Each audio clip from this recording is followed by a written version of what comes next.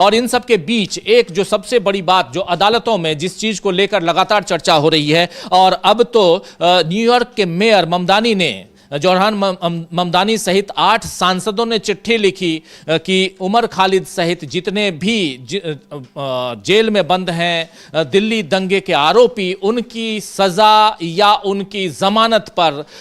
कार्रवाई जल्दी हो, और इसके लिए ओपन चिट्ठी लिखी गई थी वहां के सांसदों के जरिए, और कल इस पर फैसला आना है। आप जानते हैं कि 10 दिसंबर को सुनवाई पूरी हो गई थी, और इसमें कल फैसला आना है जिसमें उमर खालिद हैं, शर्जिल इमाम हैं, गुलफिशा फातिमा हैं, मीरन हैदर, अख्तर खान, अब्दुल खालिद सैफी, मोहम्मद सलीम खान, शिफाउर रहमान और शादाब अहमद, ये इतने हैं जिनको जमानत मिलेगी या नहीं मिलेगी, इस पर बहस पूरी हो चुकी है। सबसे बड़ी बात यहां पर यह भी है अविनाश की जमानत, जिसको कहा जाता है कि जमानत जरूरी है, खुद सीजेआई ने कहा था कि जमानत जरूरी है, और लेकिन यहाँ पर नियम है कि जमानत मिलनी चाहिए, लेकिन आप 6 साल लगभग होने को हैं और आप जेल में रखे हुए हैं। इस पर बहुत, और मानव अधिकार का कितना हनन होता है ऐसी चीज़ों में, बहस पूरी कर आप फैसला सुनाने में भी इतना वक्त लगाता है। जमानत यानी बेल ग्रांटेड और ग्रांटेड नहीं है, बस 2 लाइन बताना है आपको। इसमें यह भी नहीं रहता कि आप बहुत बड़ा फैसला लिख दीजिए, हालांकि बहुत बड़े फैसले इसलिए लिखे जाते हैं कि बाद में जब इस पे ट्रायल आप शुरू करेंगे तो आपकी जमानत आपने क्यों दी है, ये सारी चीजें आ जाएंगी। और इस चूंकि इन मामलों को, दिल्ली दंगे को हम लोग, और उसमें भी जो कोर्ट में जो चल रहा था, पूरी सुनवाई चल रही थी, दलीलें हम लोगों ने पहुंचाई हैं, लाइव कर करके पहुंचाई हैं अपने दर्शकों के बीच, तो उसको बहुत नजदीक से मैं समझता हूं, और उसमें साफ दिखाई देता है कि ये एक ट्रायल की तरह चला है। पूरा का पूरा जो केस है उसमें जमानत को लेकर ही सही, लेकिन एक एक मसले पे जिसमें आप अभी जमानत ही नहीं बल्कि एक फैसला भी सुना सकते हैं, और इसमें मैक्सिमम 7 साल की सजा कही जाती है, लेकिन यहां पर 6 साल की सजा लगभग काट चुके हैं ये लोग, और उम्मीद है कि कल इसमें फैसला, आप देखते हैं फैसला क्या आता है। लेकिन सबसे बड़ी चीज कि ये जो लिंगर ऑन होता रहा, उसके पीछे कारण, और क्या ये भी कारण हो सकता है कि न्यूयॉर्क के मेयर और 8 सांसदों ने जो चिट्ठी लिखी है उसका दबाव भी है अपने यहां? नहीं, बिल्कुल दबाव में तो पूरा सरकार और न्यायपालिका पर भी इस बात को लेकर है कि एक जमानत के मामले में आपको सुनवाई करने में 6 साल का वक्त लग गया। अगर यही मामला किसी और का होता, बीजेपी या उनसे जुड़े हुए जो संगठन है, उनके जो सहयोगी हैं, अभी हमने जैसे महाराष्ट्र का मामला देखा, महाराष्ट्र में महाराष्ट्र सरकार के एक मंत्री को निचली कोर्ट 2 साल की सज़ा सुनाती है।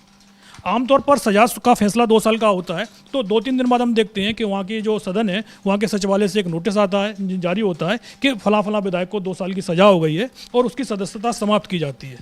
तो 2 दिन में नोटिस निकलता, उससे पहले हाई कोर्ट में उस मामले की सुनवाई भी हो गई और सजा पर रोक भी लग गई। जिस विधायक की सदस्यता जानी थी, उस विधायक की सदस्यता भी बच गई, मंत्री पद भी उसका वापस मिल जाएगा क्योंकि इस्तीफा दे दिया था जैसी सजा मिली। तो एक तरफ तो वो है कि बीजेपी से जुड़े हुए लोग हैं, आप तुरंत सुनवाई हो जाती है कोर्ट में, और दूसरी तरफ उमर खालिद का, जैसे वो है शर्जिल इमाम और बाकी के जो नाम आपने बताए हैं, तो सबसे बड़ी बात तो यही है कि दिल्ली दंगे से जुड़ा हुआ मामला है, और आमतौर पर जब दंगा होता है तो दोनों पार्टियों, दोनों पक्षों की तरफ से कुछ लोगों के खिलाफ मुकदमे दर्ज होते हैं, लेकिन यहाँ आपने जितने नाम गिनाए हैं उनमें से दूसरे बहुसंख्यक समाज का एक भी व्यक्ति नहीं है। जिन लोगों के नाम से मुकदमे दर्ज भी हुए थे उनको तत्काल बाद में जमानतें भी मिल गई, लेकिन जो दूसरे लोग थे, जो कई लोगों की तो भूमिका भी नहीं है अभी तक। जो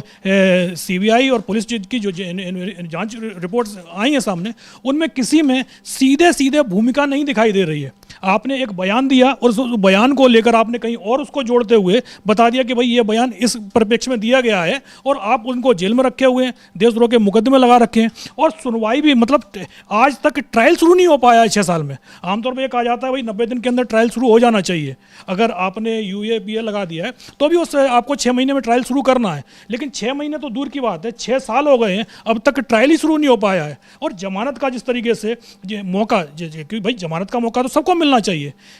निचली कोर्ट हो चाहे हाई कोर्ट हो, वहाँ पर जमानत की सुनवाई कितनी बार टाली गई। हर बार कभी जज बदल जाता था तो कभी कोई दूसरा मुद्दा आ जाता था। तो इस चलते 6 साल से अभी तक, जब पहली बार जब सुप्रीम कोर्ट में सुनवाई भी हुई है, और सुप्रीम कोर्ट जैसा आप बता रहे हैं कि सुनवाई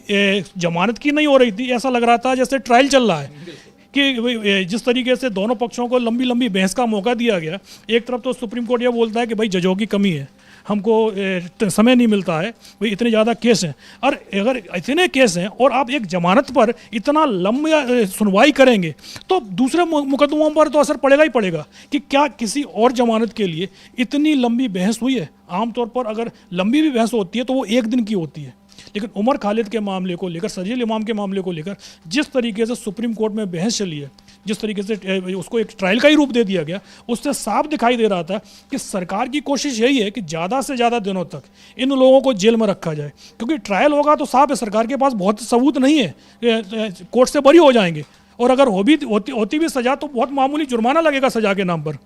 कि भाई आप इस तरीके के बयान मत दिया करें।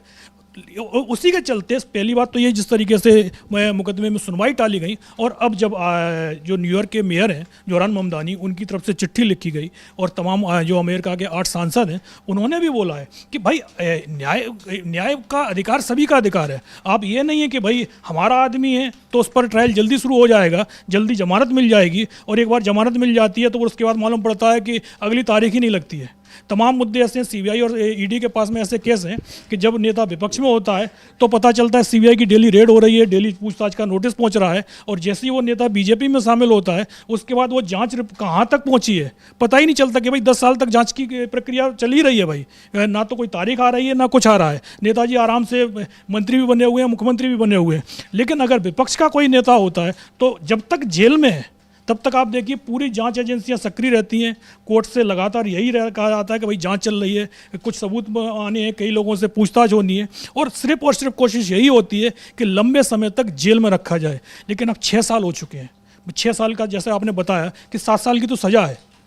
आमतौर पर ये होता है कि जो सज़ा होती है उसका आपने आधा हिस्सा जेल में काट लिया है तो फिर कोर्ट आपको जमानत वैसे ही दे देता है, लेकिन यहाँ आधे से ज़्यादा हिस्सा हो चुका है, पूरा ही सजा एक तरीके से होने वाली है, लेकिन अभी भी जेल में तो सवाल तमाम उठ रहे हैं। और जिस तरीके से अब सोमवार को कल जो इस पर कोर्ट का फैसला आने वाला है, तो उम्मीद तो यही की जा रही है कि जितने भी आरोपी हैं वो सभी के सभी उनको जमानत मिल जाएगी। बाकी का तो जो जिस तरीके से ट्रायल चलता रहेगा, अभी तो निचले कोर्ट में ही ट्रायल चल रहा है, ट्रायल शुरू होना है, अभी सुनवाई शुरू नहीं हो पाई है, तो ये मुकदमा कब तक चलेगा? संभवतः लंबे समय तक इनके जो आरोपी हैं उनके माथे पर एक दाग तो एक तरीके से लगा ही रहेगा कि भाई आप इस चीज़ के आरोपी हैं, आपके खिलाफ देशद्रोह का मुकदमा है, लेकिन आपको अब जमानत का मामला जो है उस पर कोर्ट को फैसला करना पड़ेगा। बिल्कुल सही कह रहे हैं आप। यहाँ 2 जजों की बेंच है जिसमें अरविंद कुमार हैं और एनवी अंजारिया हैं। ये 2 जज, जस्टिस अरविंद कुमार और जस्टिस एनवी अंजारिया की बेंच ने सुनवाई पूरी कर ली 10 तारीख को, 10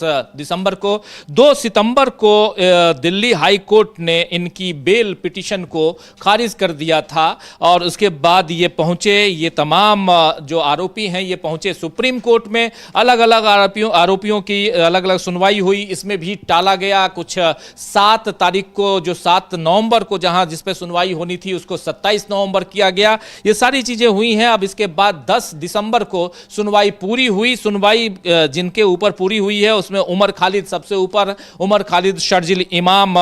मीरन हैदर, उनके अलावा गुलफिशा फातिमा और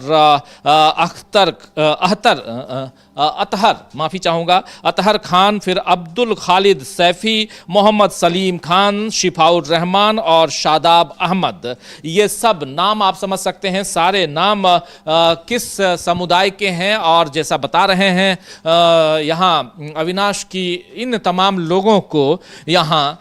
अभी भी कैद में रखा गया है, हिरासत में रखा गया है। दिल्ली दंगे 2020 में हुए थे, कोरोना काल की शुरुआत हो चुकी थी दुनिया भर में, और दिल्ली में शाहीन बाग, CAA NRC के खिलाफ शाहीन बाग जो है वो महिलाओं के प्रोटेस्ट का एक बहुत बड़ा अखाड़ा बना हुआ था। देश के सामने, प्रधानमंत्री नरेंद्र मोदी के सामने एक बड़ी चुनौती थी। दिसंबर का महीना था, यही दिसंबर जनवरी का महीना, कड़कती हुई ठंड, और उस ठंड में महिलाएं वहां टिकी हुई थी शाहीन बाग में। दिल्ली में ज्यादा दूर नहीं है, अगर जो लोग दिल्ली को जानते हैं, ओखला के आसपास। और परिस्थितियां ऐसी वहां पर बन गई थी कि सरकार को झुकना पड़ता, लेकिन इसी बीच दिल्ली के दंगे होते हैं और दंगे के बाद अब 6 साल तक वो दंगे की दाग अभी तक झेल रहे हैं। काफी वहां ये सब जितने भी हैं इसमें मैक्सिमम स्टूडेंट्स हैं और जेएनयू के स्टूडेंट उमर खालिद इसमें सबसे बड़े रोल में बताए गए, लेकिन उमर खालिद और इनके सहित